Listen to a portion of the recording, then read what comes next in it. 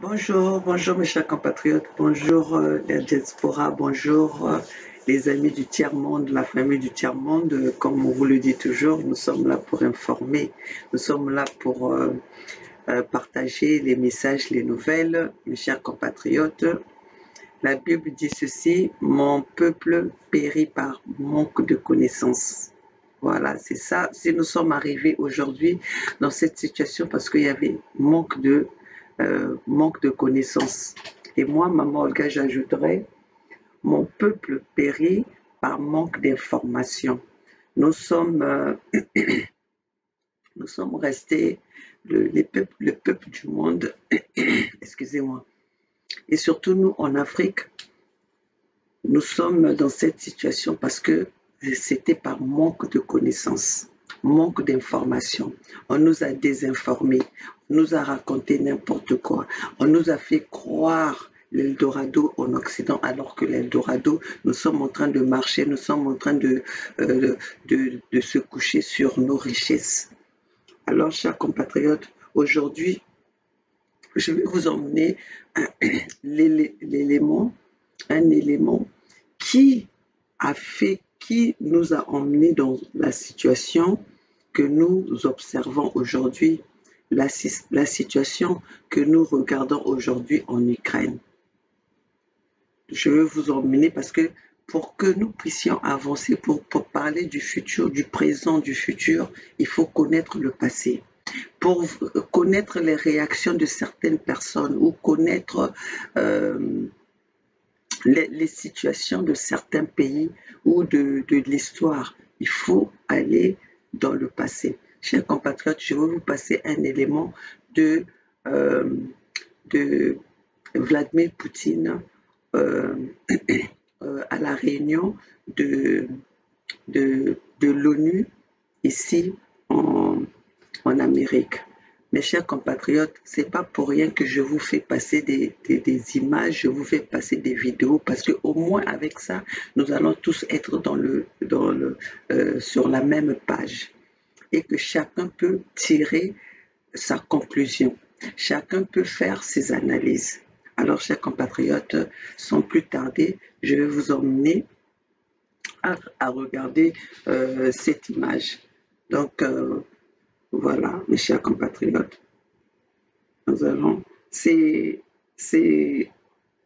une vidéo qui dure 23 minutes. Mes chers compatriotes, il faut regarder cette vidéo avec attention, prêter attention à tout ce que Vladimir Poutine dit dans son discours. Et vous allez comprendre pourquoi Poutine a réagi comme ça. Qui a commencé? Pourquoi Poutine est arrivé à ce point? Et pourquoi les Occidentaux sont contre Poutine alors qu'il y a la même situation qui vient de se passer en RDC.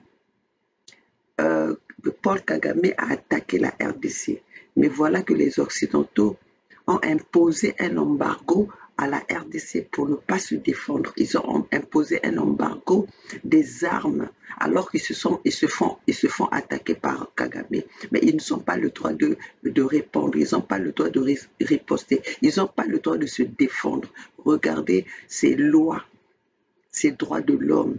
Regardez cette démocratie à deux poids, deux mesures. Chers compatriotes, suivons tous.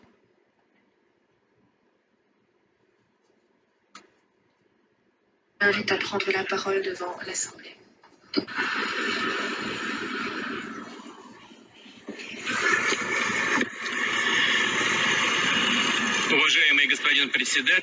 Monsieur le Président, Monsieur le Secrétaire général,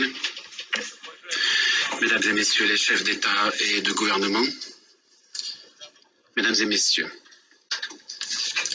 le 70e anniversaire de l'Organisation des Nations Unies est une occasion opportune pour évoquer le passé, mais aussi pour réfléchir à notre avenir commun. En 1945, les pays vainqueurs du nazisme ont uni leurs efforts pour poser des fondements solides à l'ordre mondial de l'après-guerre. Je rappellerai que c'est dans mon pays, en Crimée, à Yalta, que se sont réunis les dirigeants de la coalition anti-hitlérienne pour décider de la création de l'ONU et des principes régissant les relations entre les États. Le système de Yalta est donc né d'énormes souffrances. Il incarne le prix payé par des millions de gens qui ont perdu la vie pendant la guerre, deux guerres mondiales même qui ont ravagé la planète au XXe siècle. Et soyons ici objectifs, c'est ce système qui a aidé l'humanité à traverser des événements turbulents ensuite, parfois dramatiques, et qui à préserver le monde de bouleversements plus grands encore. L'Organisation des Nations Unies est sans pareil pour ce qui est de sa légitimité, de sa représentativité et de son universalité. Or, ces derniers temps, l'ONU se trouve de plus en plus souvent critiquée parce qu'elle manquerait d'efficacité et parce que les décisions prises se ferait sur des contradictions insurmontables, notamment parmi les membres du Conseil de sécurité. Je veux cependant remarquer que les différends au sein de l'ONU ont toujours existé tout au long de ces 70 ans d'existence et que toujours a été appliqué le droit de veto auquel ont eu recours les États-Unis, le Royaume-Uni, la France, la Chine, l'Union soviétique et la Russie. C'est quelque chose de tout à fait naturel pour une organisation à ce point multidimensionnelle et représentative. À la création de l'ONU, personne ne comptait qu'il y aurait toujours unanimité dans cette enceinte. En revanche, la raison de l'organisation consiste à rechercher et élaborer des compromis, sa force résultant de l'effort de conciliation des opinions et des points de vue différents. Les décisions qui sont discutées au sein des Nations Unies sont acceptées sous forme de résolutions ou ne le sont pas. Comme le disent les diplomates, ces décisions passent ou ne passent pas. Et toute action ensuite de tout État visant à contourner cette pratique est illégitime, contraire à la Charte des Nations Unies et va à l'encontre du droit international. Nous savons tous qu'après la fin de la guerre froide, nous le savons tous, il y a eu plus qu'un centre de domination dans le monde entier. Et ceux qui se trouvaient au sommet de la pyramide ont été tentés de penser, puisque nous sommes aussi forts et exceptionnels, personne ne sait mieux que nous ce qui est possible, ce qu'il faut faire. Et par conséquent, il n'y a plus à compter, il n'y a plus à prendre en compte les Nations Unies, et puisqu'il arrive de toute façon très souvent que cette organisation gêne et ne fasse que mettre des bâtons dans les roues au lieu d'adopter des décisions afin de légitimer les actes nécessaires.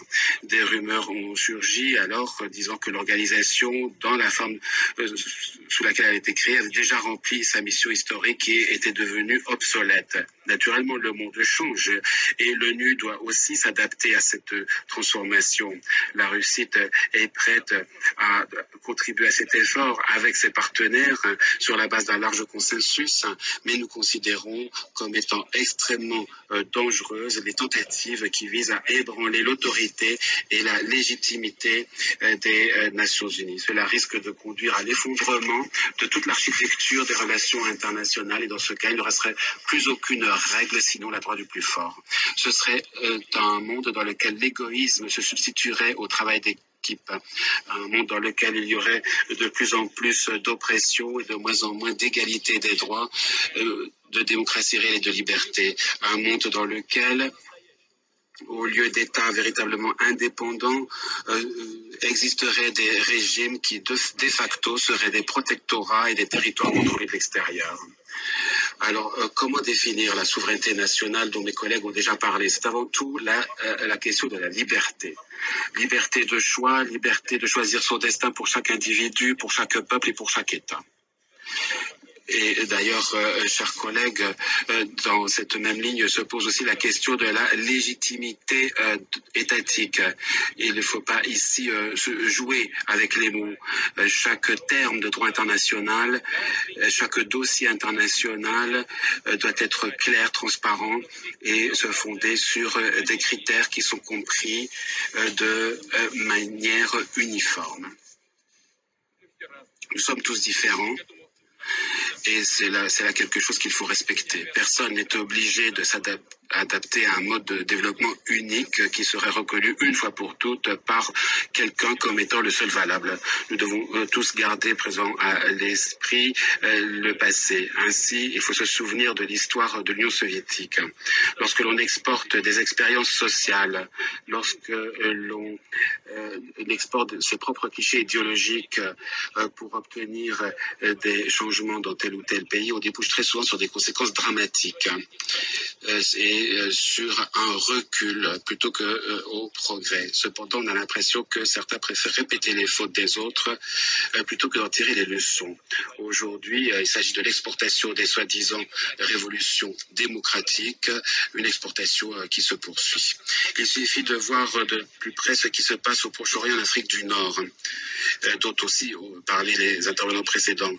Naturellement, dans ces régions, des problèmes se posent sur le plan de l'ordre politique et social et les populations, les gens souhaitaient un changement. Mais que s'est-il passé en réalité?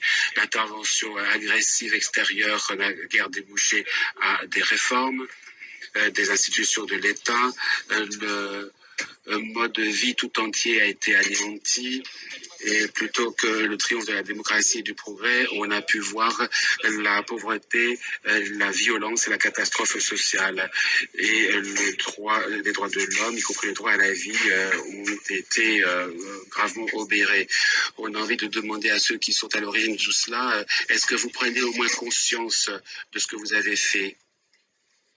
Mais je crains que cette interrogation ne reste lettre morte, car les politiques qui se basent sur la confiance en soi excessive et le principe d'exclusivité et la certitude de l'impunité perdure. Il est tellement évident que le vide politique qui s'est instauré dans certains pays du Proche-Orient et d'Afrique du Nord a eu comme répercussion l'apparition de zones d'anarchie qui ont immédiatement commencé à attirer extrémistes et terroristes. Des dizaines de milliers de terroristes sont déjà venus combattre sous les drapeaux de ce qu'on appelle l'État islamique, avec parmi eux d'anciens soldats irakiens qui, en 2003, se sont trouvés à la rue à la suite de l'invasion militaire en Irak. Le recrutement est également organisé par le biais de la Libye, dont les structures étatiques ont été démantelées suite à la violation flagrante de la résolution de 1973 du Conseil de sécurité des Nations Unies. Et en ce moment, des membres de l'opposition syrienne dite modérée et soutenue par l'Occident adhèrent à ces mouvements radicalisés. On leur donne des armes, on leur fournit une formation militaire et ensuite ils se retrouvent du côté de l'État islamique. Et l'État islamique lui-même n'est pas non plus apparu de nulle part. Il a été au départ nourri et choyé car apparaissant comme un outil de lutte contre des régimes laïcs indésirables. Une fois sa ligne de déploiement acquise en Syrie et en Irak, l'État islamique continue inexorablement sa progression vers d'autres territoires pour assurer sa domination dans le monde islamique et au-delà.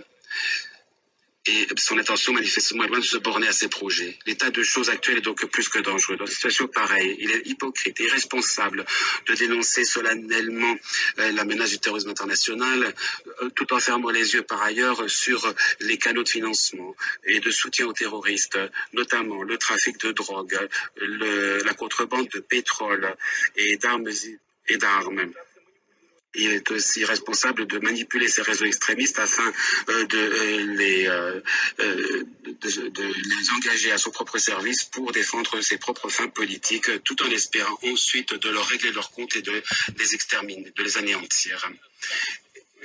Ceux qui se comportent ainsi doivent l'entendre, mesdames et messieurs. Vous avez affaire là à des gens cruels, mais absolument pas stupides pour autant et pas primaires. Ils ne sont pas plus bêtes que vous et on ne sait pas en définitive qui manipule qui. Les données récentes sur les transferts d'armes à l'opposition modérée, entre guillemets, en sont la meilleure preuve. Nous considérons que toute tentative de flirter avec les terroristes ou voire de les armer, et une approche myope qui risque de provoquer l'incendie et de faire déborder la menace terroriste qui pourrait se propager à de nouvelles régions de la planète. D'autant plus que dans les camps d'entraînement de l'État islamique se retrouvent des combattants en provenance d'un peu partout, y compris de pays européens. Malheureusement, et je le dis très clairement, la Russie ne fait pas exception dans ce sur ce plan. Nous ne devons pas tolérer que les criminels qui ont déjà flairé le sang puissent ensuite revenir chez eux et y continuer leur œuvre sinistre. Nous ne souhaitons pas que cela se passe ainsi et je crois que personne ne souhaite que cela se passe ainsi. La Russie s'est toujours prononcée de manière ferme et conséquente contre le terrorisme dans toutes ses formes. Aujourd'hui, nous apportons un soutien militaire et technique à l'Irak, à la Syrie et à d'autres pays de la région qui mènent le combat contre les groupements terroristes. Nous pensons que c'est une grave erreur que de refuser de coopérer avec les autorités et l'armée gouvernementale syrienne, alors qu'ils font preuve de beaucoup de courage en affrontant la terreur. Il faut aussi reconnaître qu'il n'y a plus personne d'autre en Russie qui mène le combat contre l'État islamique et autres organisations terroristes, sinon l'armée gouvernementale du président Assad. Nous savons les problèmes de la région, nous savons ses contradictions, mais il faut partir de ces réalités. Chers collègues, je dois aussi souligner que cette approche honnête et directe a été récemment utilisée comme un prétexte pour accuser la Russie de faire montre d'une ambition croissante, comme si ceux qui le disaient n'avaient pas eux-mêmes certaines ambitions. De fait, il ne s'agit pas ici des ambitions de la Russie, chers collègues, mais du fait qu'on ne peut tolérer la situation qui est en train de se développer dans le monde. Dans la réalité, nous proposons de suivre les valeurs et les intérêts communs et non pas de nous inspirer d'ambitions quelconques et de unir nos efforts sur la base du droit international pour résoudre les problèmes qui se posent et pour créer une véritable coalition à portée mondiale contre le terrorisme, contre le IEL et qui pourra rallier les forces prêtes à agir comme on l'a fait contre le nazisme. Et naturellement, les pays musulmans sont des éléments clés de cette coalition, car non seulement l'État islamique représente pour une menace directe, mais bien au-delà, par leurs crimes sanglants, les terroristes profanent l'une des plus grandes religions qui soit, l'islam. Les idéologues des combattants islamiques se moquent de l'islam, le dénaturent, le privent de ses valeurs humanistes. Je voudrais aussi également, cette question pour lancer un appel aux maîtres spirituel du monde musulman. Plus que jamais aujourd'hui, nous avons besoin de votre autorité, de votre prêche pour prévenir les inconscients, la démarche inconsciente de ceux qu'on essaie de recruter, mais aussi pour essayer de venir en aide à ceux qui ont été dupés, qui, à ceux de différentes circonstances, se sont retrouvés dans les rangs des terroristes. Il faut les aider à revenir à la vie normale, à déposer les armes et à mettre fin à leur lutte fratricide. Dans quelques jours, le Conseil de sécurité la Russie plutôt va présider une réunion du Conseil de sécurité au niveau ministériel qui sera consacrée à l'analyse en profondeur des menaces qui existent dans l'espace du Proche-Orient. L'idée est avant tout de discuter d'une nouvelle résolution visant à coordonner les démarches de toutes les forces qui font face à l'État islamique et à d'autres structures terroristes. Je le répète, une telle coordination doit se fonder sur le respect des principes inscrits dans la Charte des Nations Unies. Nous comptons que la communauté internationale saura élaborer une stratégie globale de stabilisation politique et de redressement social et économique du Moyen-Orient. Alors, mesdames et messieurs, il ne sera plus nécessaire de construire des camps pour accueillir les réfugiés. Aujourd'hui, les personnes forcées de quitter leur pays d'origine déferlent sur les pays voisins d'abord et ensuite sur l'Europe. Et l'on compte déjà par centaines de milliers et bientôt par millions ces réfugiés. Il s'agit là d'une nouvelle et tragique grande vague de migration et une leçon pénible à tirer, notamment pour les Européens. Je voudrais souligner que les réfugiés, sans aucun doute, ont besoin de compassion et de soutien. Mais pour venir à bout de ce problème, il n'y a d'autre remède que de rétablir les structures de l'État là où elles ont été anéanties, ceci par le renforcement des institutions étatiques encore intactes ou en cours de reconstitution, grâce aussi à la fourniture d'une assistance militaire, économique et matérielle aux pays en difficulté et naturellement par une assistance apportée aux personnes qui, malgré les épreuves, ne quittent pas leur pays. Il va de soi que toute assistance apportée aux États souverains ne doit pas leur être imposée, mais doit être proposée en pleine conformité avec la Charte des Nations Unies. En d'autres termes, tout ce qui est fait, tout ce qui sera fait doit l'être conformément aux normes du droit international et doit être approuvé et appuyé par l'ONU, Organisation universelle. Tout ce qui va à l'encontre de la Charte des Nations Unies doit être rejeté. Et avant cela, il est essentiel, je crois, de procéder à la reconstitution des structures étatiques en Libye. Il faut soutenir le nouveau gouvernement en Irak et accorder tout l'appui nécessaire au gouvernement légitime de la Syrie. Chers collègues, le maintien de la paix et de la stabilité au niveau régional et mondial reste la priorité essentielle de la communauté internationale avec à sa tête les Nations Unies. Il faut créer un espace commun de sécurité égal et indivisible, de sécurité qui s'appliquerait à tout le monde plutôt que de favoriser un cercle restreint. C'est vrai que la tâche sera difficile et longue, mais nous n'avons pas le choix. Cependant, la mentalité de bloc du temps de la guerre froide et le désir d'explorer de nouveaux espaces géopolitiques domine toujours l'esprit de certains. Le premier pas était de poursuivre l'élargissement de l'OTAN et l'infrastructure militaire de l'Alliance. Ensuite, il a été proposé au pays de l'ex-URSS un faux dilemme de choisir son camp entre l'Orient et l'Occident.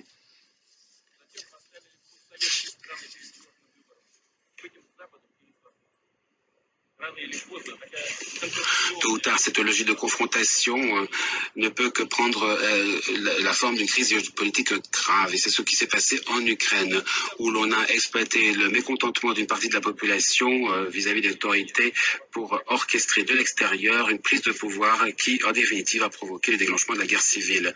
Nous sommes convaincus que le seul moyen d'arrêter les fusions de sang et de sortir de l'impasse actuelle en Ukraine consiste à faire appliquer strictement et de bonne foi les accords de Minsk du 12 février 2015. Il est inutile, il est vain de faire appel aux menaces et aux armes pour assurer l'intégrité de l'Ukraine. Ce qu'il faut faire, c'est prendre en compte les intérêts et les droits de la population du Donbass, respecter leurs choix, et comme cela est prévu par les accords de Minsk, il faut les impliquer dans le processus décisionnel. Cela représentera un gage du développement ultérieur de l'Ukraine en tant qu'État civilisé, et ce serait la pierre angulaire essentielle de la création d'un espace commun de sécurité et de coopération économique en Europe et en Asie. Mesdames et messieurs, ce n'est pas par hasard que je mentionnais à cet instant l'espace commun de coopération économique. Il y a des lois économiques objectives qui existent, et nous allons nous fonder sur les règles de transparence élaborées au profit de tous, notamment les principes adoptés dans le cadre de l'OMC, tels que la liberté du commerce, des investissements et de la concurrence. Cependant, aujourd'hui, les sanctions unilatérales qui contournent la charte de Nations Unies sont presque devenues la norme. Ce sont là des sanctions qui sont utilisées au-delà de buts politiques en tant qu'outil pour éliminer les concurrents sur les marchés. Je dois aussi noter ici l'existence d'autres manifestations de cette économie économique. Il y a certains États qui optent pour la création d'associations économiques prioritaires à caractère restreint. Et même les négociations concernant ces blocs économiques sont menées en cachette à l'insu des citoyens, des milieux d'affaires, de la société civile et des autres États. D'autres États dont les intérêts peuvent par conséquent être touchés sans qu'ils soient informés. Il se peut qu'on veuille nous mettre tous devant le fait accompli et devant une réécriture des règles du jeu au profit d'un cercle restreint de privilégiés, même sans la participation de l'OMC. Cela est lourd de conséquences et peut provoquer le déséquilibre de tout le système financier et l'effondrement de l'espace économique mondial. Étant donné que ces questions touchent aux intérêts de tous les États, étant donné qu'elles déterminent aussi les perspectives de l'ensemble de l'économie mondiale, nous proposons d'en discuter dans le contexte de l'ONU, de l'OMC et du G20. À l'opposé de la politique de l'exclusivité, la Russie propose une harmonisation des projets économiques régionaux, propose une intégration des intégrations fondée sur les règles commerciales reconnues au niveau international, universelles et transparentes. Et je pourrais vous citer des projets que nous avons menés dans le contexte de la communauté économique eurasienne à l'initiative chinoise, notamment pour la construction de la ceinture économique de la route de la soie. Nous voyons toujours de grandes perspectives dans l'harmonisation des processus d'intégration au sein de la communauté économique eurasienne et de l'Union européenne. Mesdames et messieurs, parmi les problèmes qui subsistent se trouve le défi persistant du changement climatique. Nous souhaitons voir la conférence sur le climat qui sera organisée en décembre à Paris sous l'égide de l'ONU aboutir. Et dans le cadre de notre contribution nationale, nous avons l'intention de réduire pour 2030 nos émissions de gaz à effet de serre de 70 à 75% par rapport au taux d'émission de 1990. Cela étant, je vous invite aussi à considérer ce problème de manière plus générale. Oui, certes, on peut introduire des quotas d'émissions de gaz à effet de serre et adopter d'autres mesures à caractère tactique et nous pourrons ainsi atténuer la gravité du problème pendant un certain temps. Nous n'allons pas ainsi le régler de manière définitive. Nous avons besoin aussi d'approches de nature différente qualitativement. Il faut mettre en place ici des solutions novatrices, des technologies similaires au fonctionnement de la nature qui restent en harmonie avec l'environnement plutôt que de porter préjudice à l'environnement. Et nous avons besoin de solutions qui nous permettent de restaurer l'équilibre entre la biosphère et la technosphère, équilibre qui a été brisé, qui est un vrai défi à l'échelle planétaire. Je suis convaincu que l'humanité possède ce potentiel intellectuel nécessaire pour trouver des solutions. Nous devons joindre nos efforts. Il s'agit avant tout des efforts des États qui ont des capacités de recherche importantes qui sont notamment dans le domaine de la recherche fondamentale. Nous proposons à cet égard de convoquer un forum spécial sous l'égide de l'Organisation des Nations Unies où l'on pourra revenir sur l'ensemble des problèmes liés à l'épuisement des ressources naturelles, la destruction de l'habitat et les changements climatiques. La Russie est prête à être co-organisateur de ce forum. Mesdames et messieurs, chers collègues, le 10 janvier 1946 à Londres se tenait la première session s'ouvrait la première session de l'Assemblée générale de l'ONU. C'est le président de la commission préparatoire, un diplomate colombien, M. Zuleta Angel, qui a ouvert la séance et a dit quelque chose qui, à mon avis, reste pertinent. Il a évoqué la bonne volonté, l'esprit de coopération et a rejeté l'intrigue. Ces mots résonnent aujourd'hui encore à nos oreilles comme un conseil à écouter. La Russie croit dans l'immense potentiel de l'Organisation des Nations Unies qui doivent nous aider à éviter une nouvelle confrontation mondiale et à mettre en place une coopération stratégique. Ensemble, avec d'autres pays, nous allons travailler de manière cohérente au renforcement du rôle central et coordinateur de l'ONU. Je suis persuadé que nous sommes à même d'assurer la stabilité et la sécurité dans le monde et que nous pouvons créer des conditions propices pour le développement de tous les États et de tous les peuples. Je vous remercie de votre attention.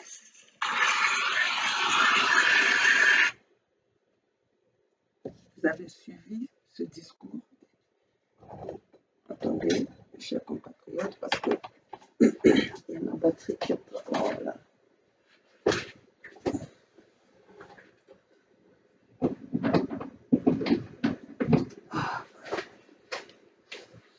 On a failli se perdre.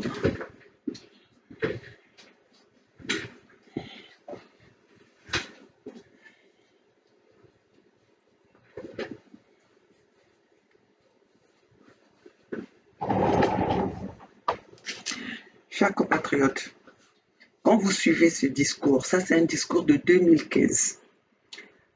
Monsieur Poutine, le président Poutine était à la réunion de l'ONU, à l'organisation de l'ONU. Il a tout indiqué. Ce que Poutine avait déclaré, ce que Poutine avait annoncé ce jour-là, c'est cette situation-là, c'est l'attaque qu'il recevait des Occidentaux et qu'il demandait aux Occidentaux qu'il fallait coopérer au lieu de jouer à la domination. Et ce que nous voyons aujourd'hui, c'est que les Occidentaux veulent dominer, ils veulent exiger, ils veulent imposer leur culture. Je dirais même pas, je sais même pas si c'est une culture, parce qu'aujourd'hui nous regardons comment est-ce que le monde s'est transformé.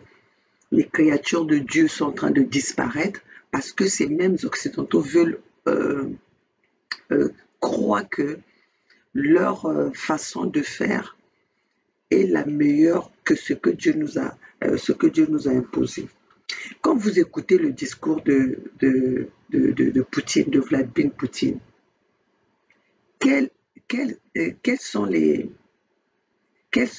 qui sont à l'origine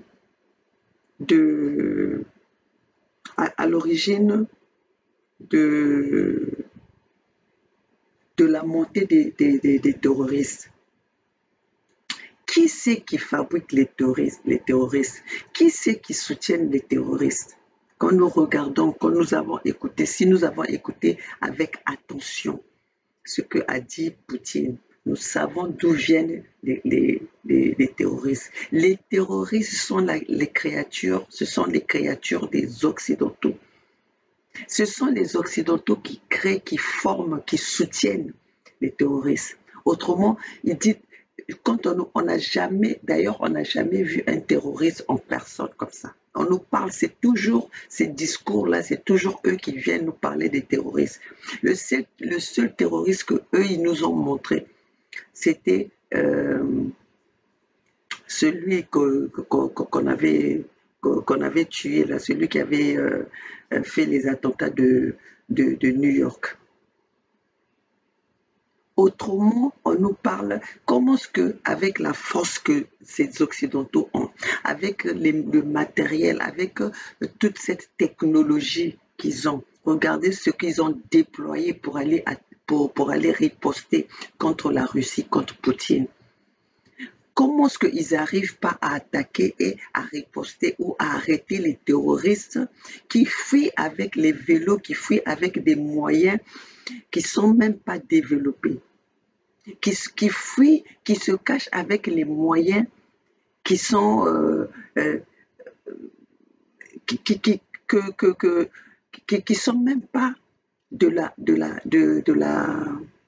high-tech. Comment est-ce qu'ils n'arrivent pas à mettre la main dessus? Les Occidentaux, ce sont les Français avec leurs organisations, se sont installés au Mali. Pendant 10 ans, ils n'ont pas pu tuer un terroriste. Ils n'ont pas pu nous montrer les terroristes, mais sauf qu'il y avait toujours des actes terroristes. Il y avait toujours des embuscades. Mais aujourd'hui, regardez la présence des Russes. Les Maliens commencent à voir les résultats. Alors, dans tout ça là, on veut nous faire croire encore que le méchant, ce sont ceux qui protègent leur peuple. Parce que c'est ça qu'on nous montre aujourd'hui. C'est ça qu'on veut nous faire croire aujourd'hui. Que Assimi Goïta, c'est le mauvais pour son peuple. Assimi Goïta que le peuple a choisi. Mais les Occidentaux disent non, non, non, non, non, non, non. Lui, c'est le mauvais, c'est le diable. Il est mauvais pour le peuple. Alors qu'eux, ils étaient installés, ils étaient installés au Sahel depuis 10 ans. Les résultats, on n'a pas vu des résultats. Aujourd'hui, c'est la même chose. En RDC, il y a la MONUSCA. La MONUSCA, c'est une organisation des Nations Unies où il y a tous les militaires, il y a tous les soldats, il y a tous les militaires venant de tous les pays, soi-disant pour la sécurité du monde. Mais le monde, pour tous ces organismes-là, qui sont partout, qui se positionnent partout, qu'est-ce que nous voyons? C'est même là où il y a même plus d'insécurité. C'est là où il y a plus de désordre. C'est là où il y a plus des morts. C'est là où il y a plus de génocides. C'est là où il y a plus des assassinats. Vous avez vu vous-même le cas pareil qui se passe en RDC. La RDC qui se fait attaquer par Kagame. Kagame qui est le pion, l'élément façonné par les Occidentaux, qui attaque un pays, qui attaque un autre pays. Mais les Occidentaux, ils disent non, non, non, non, non, non, non, non, non. Ils imposent l'embargo au pays qui se fait attaquer. Donc, le Rwanda attaque la RDC. Les Occidentaux imposent l'embargo des armes à la RDC. Donc, la RDC n'a pas le droit de se défendre. Pourquoi alors ils se sont installés? Pourquoi alors ils sont allés, soi-disant, défendre l'Ukraine? Parce que d'après eux, ils ne peuvent pas accepter qu'un pays se fasse attaquer. Et donc, s'ils ripostent, s'ils sont allés en aide en Ukraine parce que, Poutine avait attaqué l'Ukraine. Mais là, dans le cas de la RDC et le Rwanda, la RDC se fait attaquer par le Rwanda et par l'Ouganda, mais on demande à la RDC de ne pas riposter et on impose l'embargo à la RDC. Donc la RDC n'a pas le droit de se défendre, la RDC n'a pas le droit d'avoir des armes pour se défendre. Deux cas similaires, mais deux solutions différentes. Alors, chers compatriotes, c'est pour ça que je vous dis, nos peuples ont péri, l'Afrique a péri par manque de connaissances, par manque d'informations. C'est pour ça que vous voyez aujourd'hui, ces mêmes Occidentaux nous mènent la guerre à des médias en ligne, parce qu'ils savent que nous venons partager, nous venons sensibiliser nos peuples avec des preuves, avec des situations qui sont vraies. Parce que nous, même moi, aujourd'hui, maman Olga, j'étais... avant, je ne pouvais pas comprendre pourquoi est-ce que Poutine était aussi méchant. Je pensais même que Poutine, c'était le problème de la déstabilisation du monde. C'était le problème de la déstabilisation dans des guerres qui se passaient. Donc, il fallait que j'aille dans les détails, il fallait que je sois la maman Olga d'aujourd'hui pour comprendre les enjeux de ce que nous vivons aujourd'hui, de comprendre les vrais sorciers, les vrais assassins. Mais les vrais assassins, c'est ceux qui sont en train de faire la loi en faisant semblant comme s'ils sont là pour nous protéger, alors qu'ils sont en train de nous tuer à petit feu. Et avant, on ne le savait pas parce qu'ils venaient avec leurs médias publics pour nous donner des informations qui étaient des fausses informations. Si aujourd'hui, Assimi Goïta, ils n'arrivent pas à assassiner Assimi Goïta parce que nous avons ces médias en ligne que nous informons par nous-mêmes. Regardez les messages que leurs médias viennent nous donner. Leurs chaînes télé viennent nous donner. C'est toujours la désinformation. C'est toujours à détourner les peuples de la vraie réalité, de la vraie vérité. Donc voilà, mes chers compatriotes, cela nous laisse croire que les Occidentaux sont les pires ennemis des peuples autochtones. Parce que les Occidentaux, c'est un groupe qui se sont façonnés, qui se sont créés pour dominer sur les peuples pauvres, sur les simples peuples. Ils sont là pour nous imposer leur... comment est-ce que je vais dire ça? Pour nous imposer à vivre normalement. Regardez, avec tout comment est-ce qu'ils ont déployé, comment est-ce qu'ils sont en train de diaboliser Poutine aujourd'hui. Ils sont en train de diaboliser Assimi Goïta aujourd'hui. Pour quelle raison?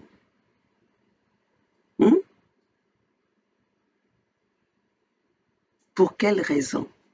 Ils se sont installés au Mali pendant 10 ans. Ils n'ont pas pu combattre le terroriste.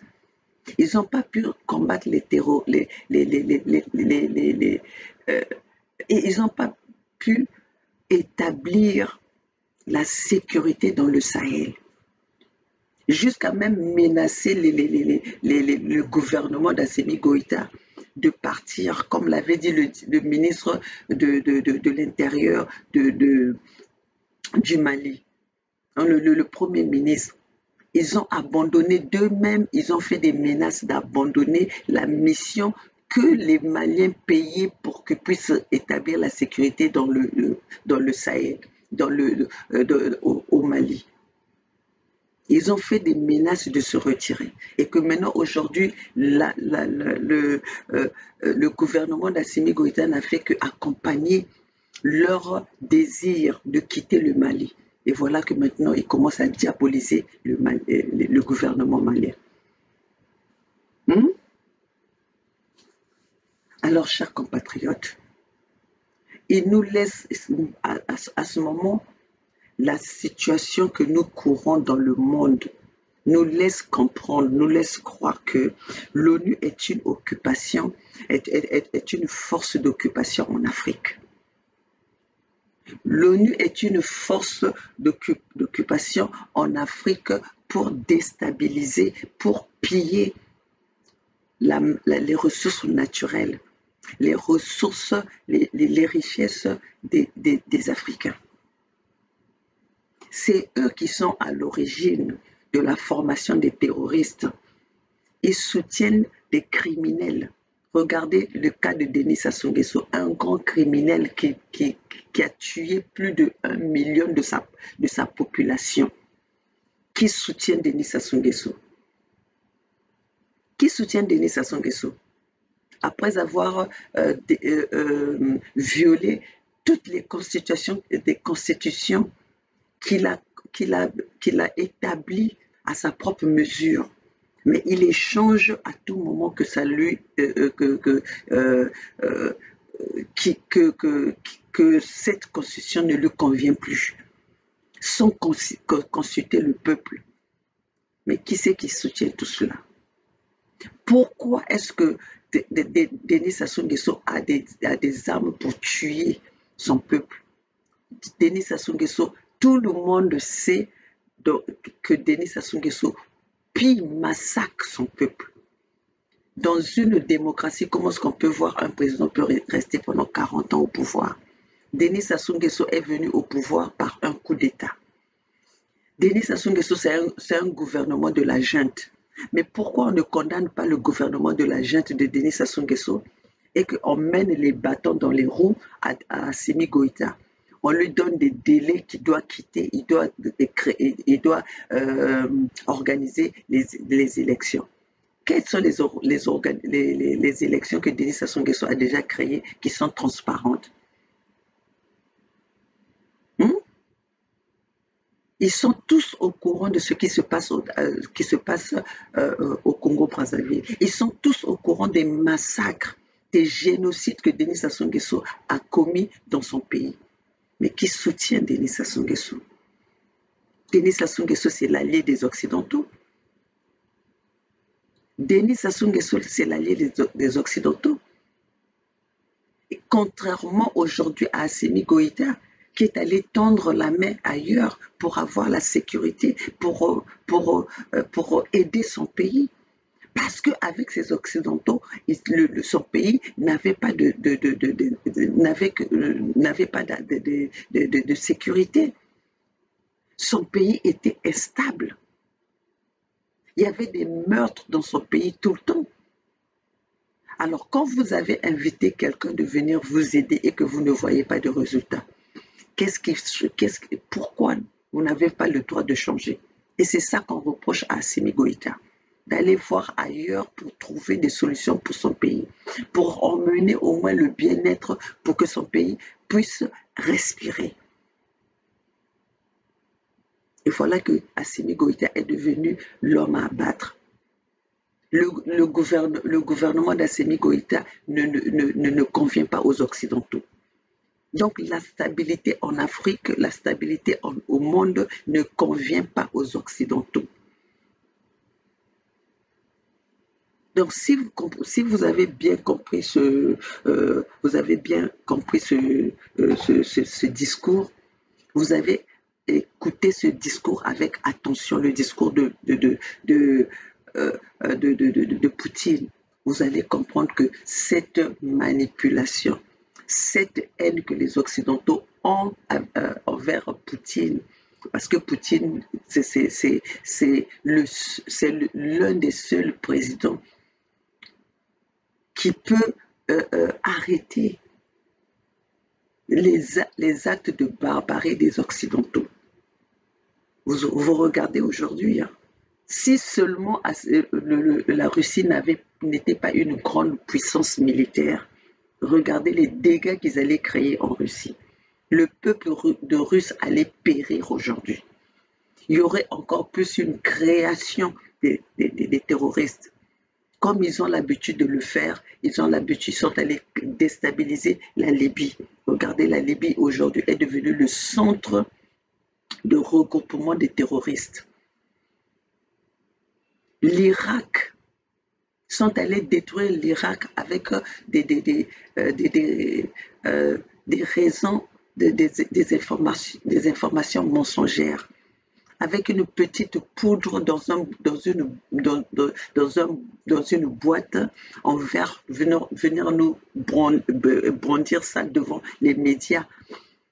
Emmener nous raconter tout le temps que c'était comment on appelle, les armes chimiques que Saddam Hussein voulait utiliser contre son peuple. Et aujourd'hui, la vérité vient de triompher. Comme on dit, la vérité est têtue. La vérité vient de triompher, comme quoi c'était une fausse information. Est-ce que ces Occidentaux-là se sont excusés après avoir détruit l'Irak par les mensonges? Est-ce qu'ils ont demandé pardon même à ce peuple-là? Non, parce qu'ils sont trop fiers. Parce qu'eux, ils ont le droit de tuer. Ils ont le droit de déstabiliser. Ils ont le droit de faire n'importe quoi. Et tout, sans explication. Sans condamnation. Donc les autres n'ont pas le droit de se protéger. Donc, mes chers compatriotes, nous devons nous défendre.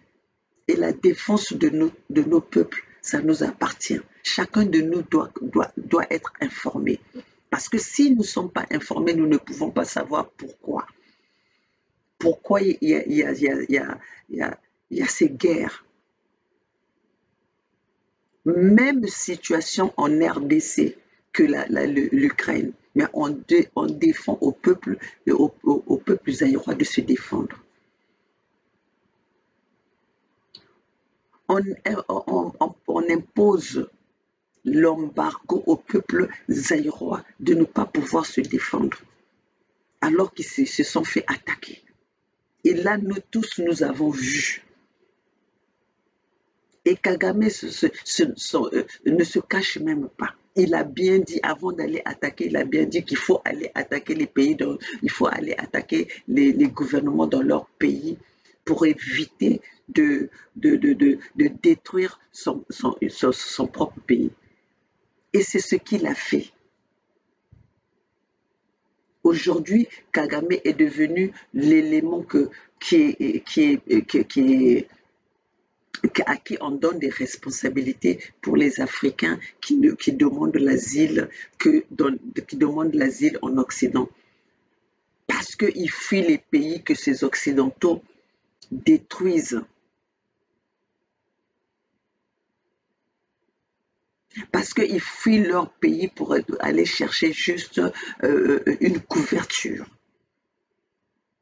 Ils créent, ils déstabilisent nos pays pour même nous refuser une protection. Comment est-ce que nous pouvons dealer avec des gens comme ça? C'est une méchanceté accrue.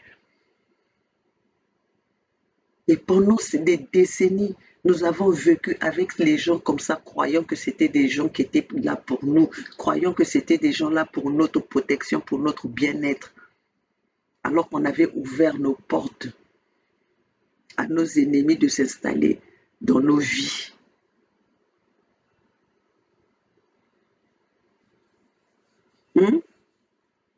Maintenant, nous les savons tous, mes chers compatriotes, nous savons tous qui est notre ennemi.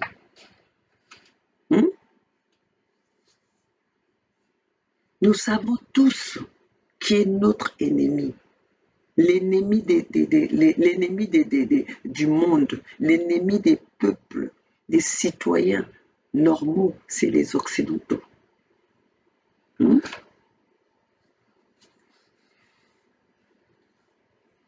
Regardez ces Occidentaux, la haine qu'ils ont, hein, la haine qu'ils ont et qui sont en train qui attissent au peuple qui leur sont hostiles. Regardez la haine. Hmm?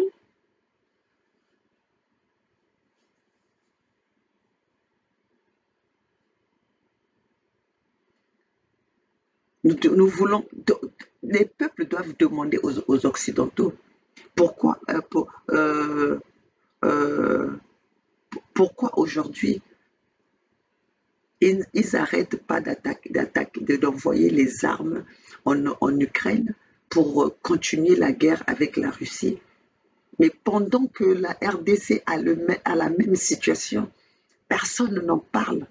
Ils cherchent même, ils ont même appelé donc, Kagame se pavane, Kagame se promène, Kagame c'est d'abord devenu même l'élément africain que tous les Occidentaux veulent recevoir.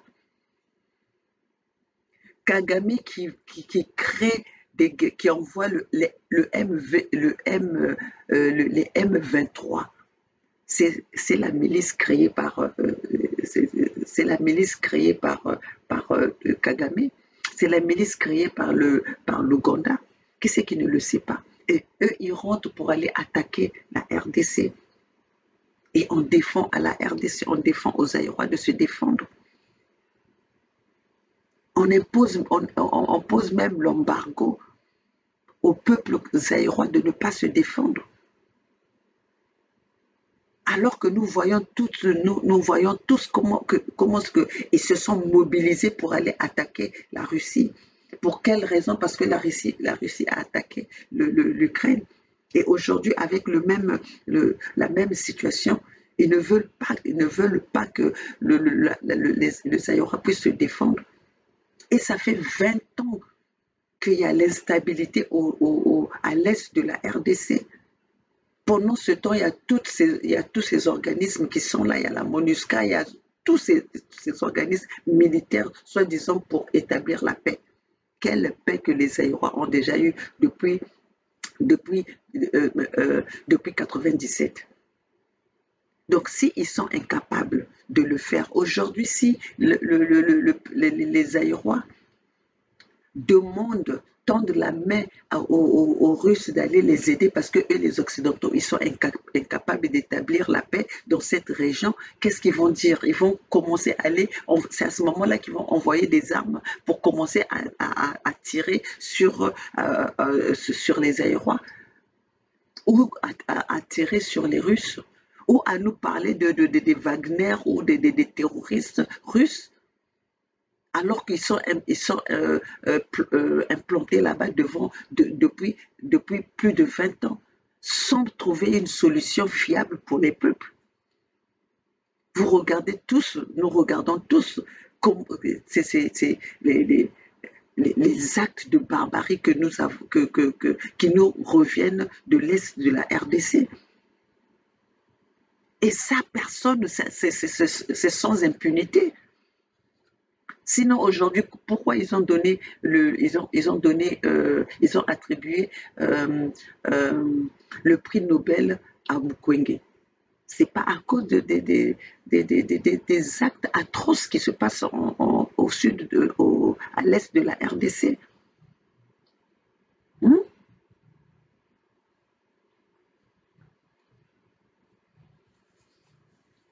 Aujourd'hui, Kagame, qui ne sait pas que Kagame, c'est un génocidaire? Le génocide de Tutsi, Kagame est impliqué. Kagame est à l'origine. Mais regardez aujourd'hui, Kagame, on confie la mission des Africains, des réfugiés africains à Kagame. Qui, dans son territoire, il n'a pas assez d'espace. Et aujourd'hui, les Occidentaux sont en train d'utiliser Kagame pour balkaniser l'Afrique centrale. Ils sont en train de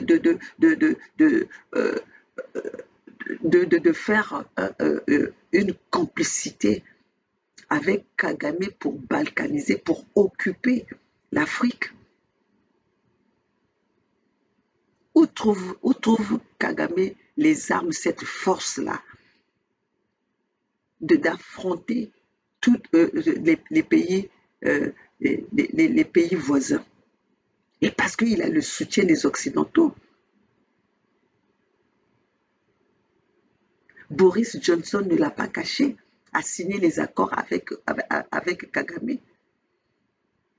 Si Kagame a cette audace-là, c'est parce qu'il a le soutien de ses Occidentaux.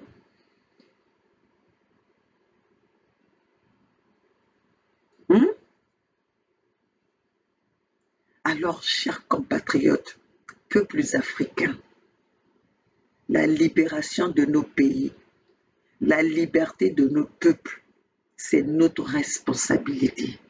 Nous devons nous battre. Stand up to fight for your rights.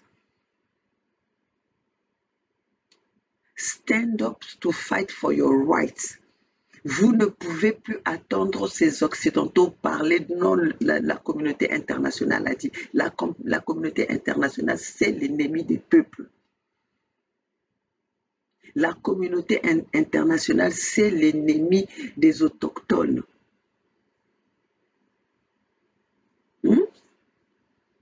C'est pas cette même communauté, les organismes occidentaux là, qui ont sanctionné le Mali. Pour quelle raison?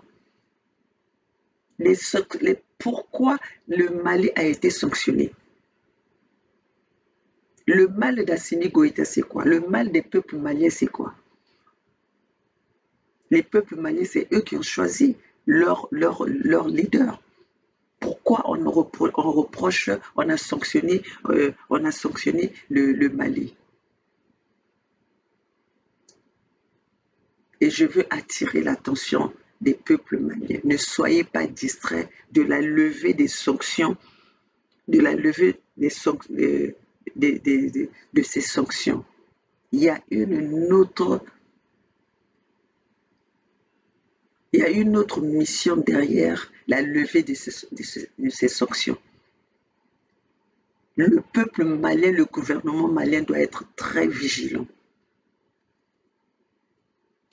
Il doit avoir une mission plus dangereuse derrière la levée de ces sanctions. Donc, Assimi Goïta et le peuple malien doivent être vigilants de ce qui va se passer après. Parce que comme ils ont sanctionné, pour eux, c'était la façon de monter les peuples maliens contre le gouvernement d'Assimi Goïta. Et comme cela n'a pas marché, et en sanctionnant le Mali, ils se sont sanctionnés eux-mêmes. Et c'est pour ça qu'aujourd'hui, ils lèvent ces sanctions pour pouvoir pénétrer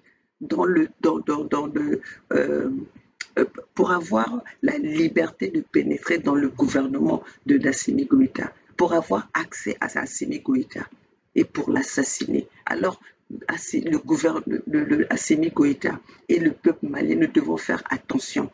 Nous n'allons plus livrer Assimi Goïta comme Thomas Sankara.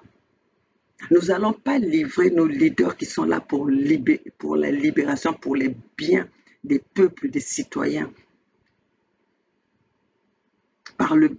pour servir les Occidentaux. Alors, c'est la levée des sanctions du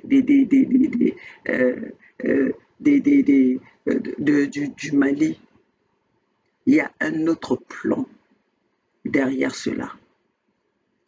Alors nous devons être plus vigilants et nous devons augmenter la vigilance de ce qui va arriver après. Car ces gens-là, il faut savoir qu'ils sont très haineux.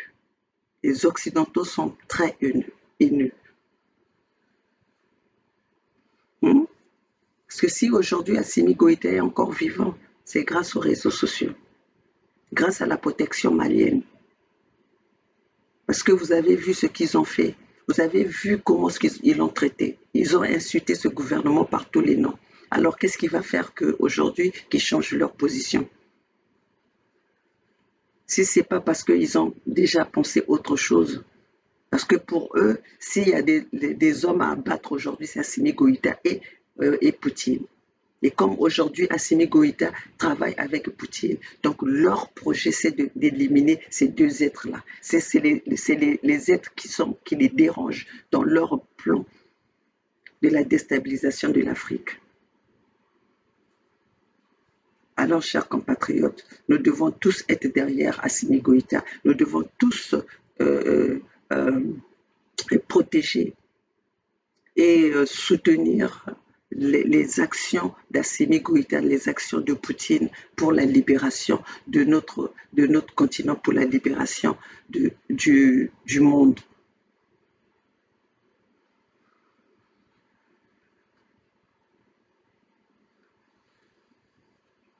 Alors voilà, mes chers compatriotes, ce matin, c'était plus pour vous montrer, de vous laisser suivre le discours de Poutine en 2015. Donc, vous voyez que ça, c'était quelque chose qui était déjà planifié depuis 2015, où les Occidentaux ils voulaient absolument déstabiliser la Russie.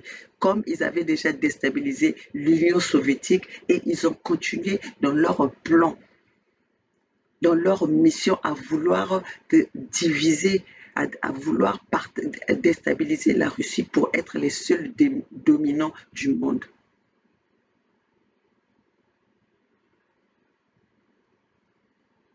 Et cette fois-ci, Poutine a été beaucoup plus intelligent, beaucoup plus vigilant, parce que si aujourd'hui Poutine n'avait pas réagi, c'est eux qui allaient attaquer Poutine. Aujourd'hui, ils ont parlé, ils ont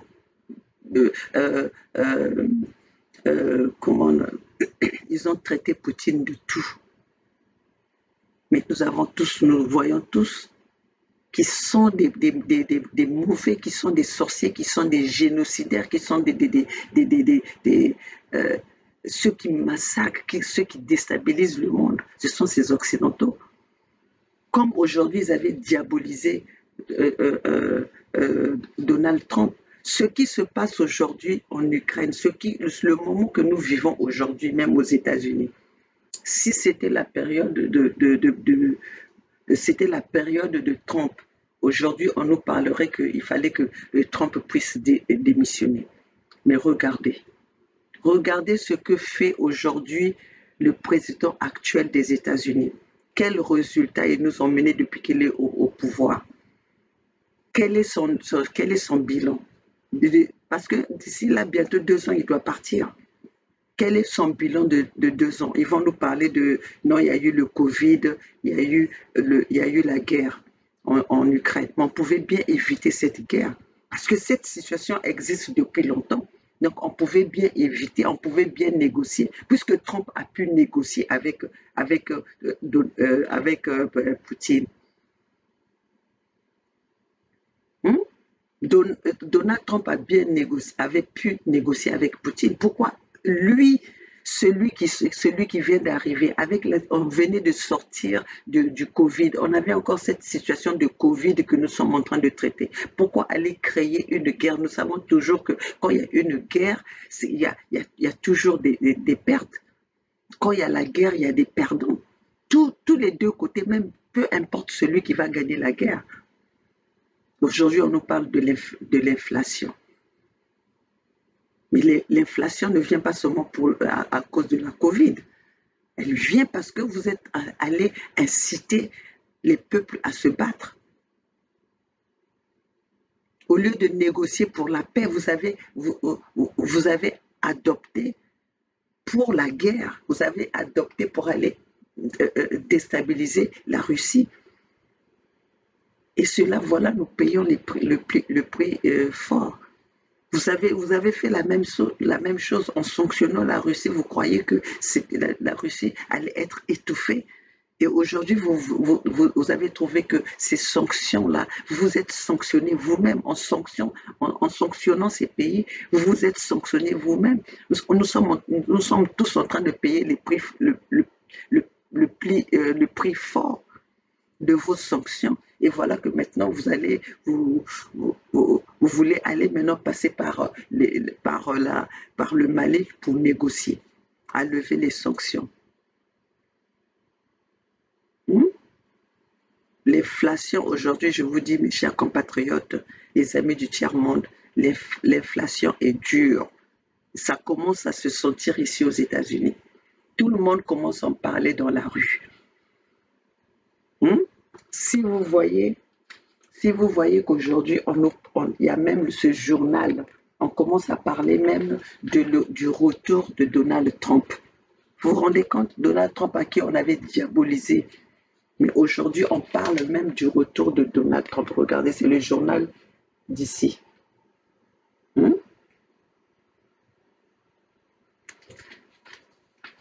C'est le journal d'ici. Regardez. On commence même à parler, on regrette maintenant Donald Trump. C'est pour vous dire que les moments sont durs. Les gens ont compris. Mais ces Occidentaux sont tellement orgueilleux qu'ils ne veulent pas comprendre, ils ne veulent pas faire marche arrière. Et en ne voulant pas faire marche arrière, aujourd'hui, ça serait la fin des Occidentaux. Le règne des Occidentaux va se terminer. Ça serait la fin du règne des Occidentaux. D'être les maîtres du monde.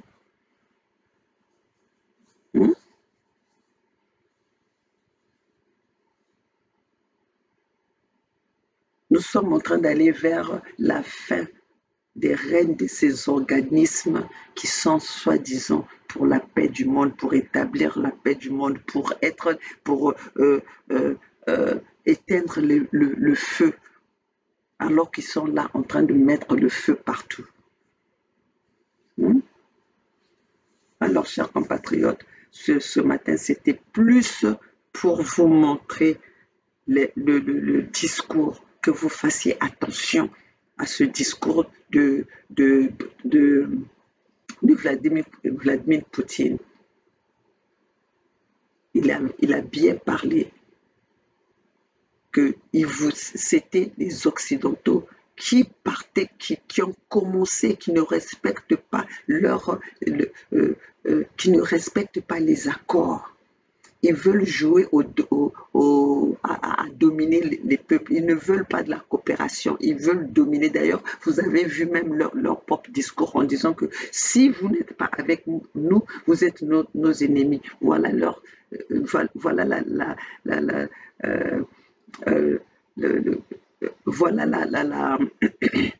le résultat de la démocratie. L'explication de la démocratie où vous êtes avec nous, on ne vous donne pas le choix. Il n'y a pas le choix dans cette démocratie. Le choix, c'est quand vous êtes avec eux, ça c'est le bon choix. Si vous n'êtes pas avec eux, ce n'est pas le bon choix. C'est la définition de la démocratie selon eux. Alors, chers compatriotes, nous sommes en guerre. L'Afrique est en guerre. Le reste du monde est en guerre avec les Occidentaux. Ils ont leurs pions, ils ont leurs marionnettes, ils ont leurs chiens de maison qui façonnent, qui forment, qu'ils utilisent, qu'ils alimentent, qu'ils fournissent en armes pour aller tirer vers leur peuple. Alors c'est à nous les peuples de se lever et de se battre, car un peuple qui se lève, un peuple qui un peuple révolutionnaire gagne toujours. Le peuple gagne toujours, mes chers compatriotes. Le peuple gagne toujours.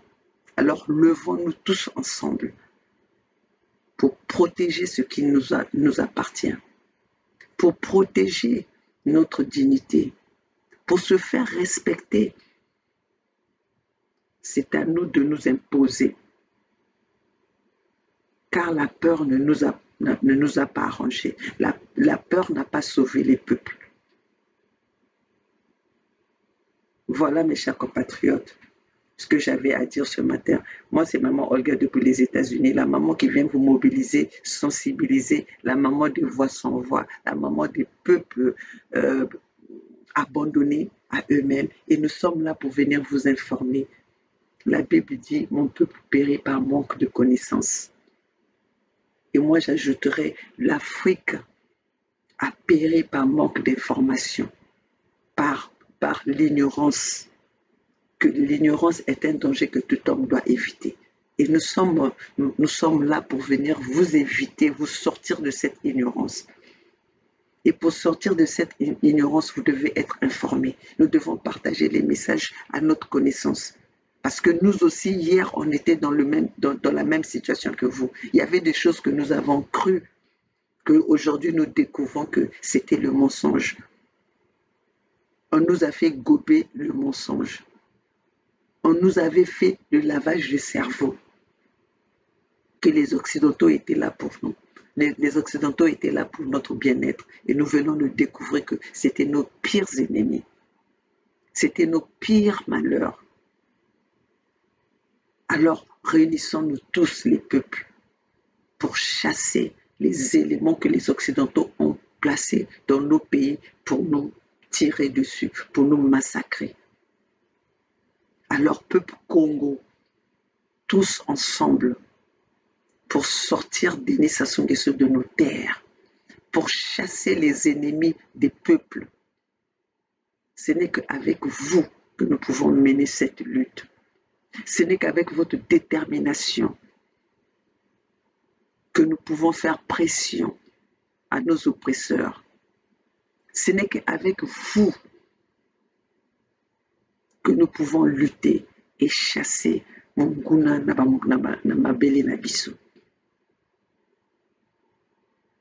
Vive la Fédération Sud-Congo, vive l'unité du Sud. Moi, c'est maman Olga, la maman de Pangala.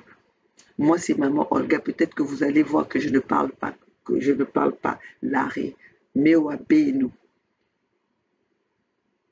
la maman de la Fédération Sud-Congo et la maman qui est là pour veiller pour l'avenir de son peuple, pour l'avenir des Pangala, pour l'avenir de l'unité du Sud de la Fédération Sud-Congo. Tous ensemble. C'est maintenant ou jamais. Merci à tous ceux qui soutiennent cette fédération, à tous ceux qui soutiennent nos combats. Nous avons besoin de vos soutiens. Nous avons besoin de votre participation.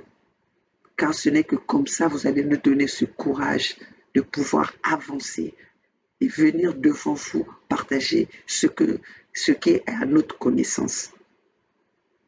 Vive l'unité du Sud, vive la Fédération Sud-Congo, vive ma famille Congo. Tous ensemble, c'est maintenant ou jamais.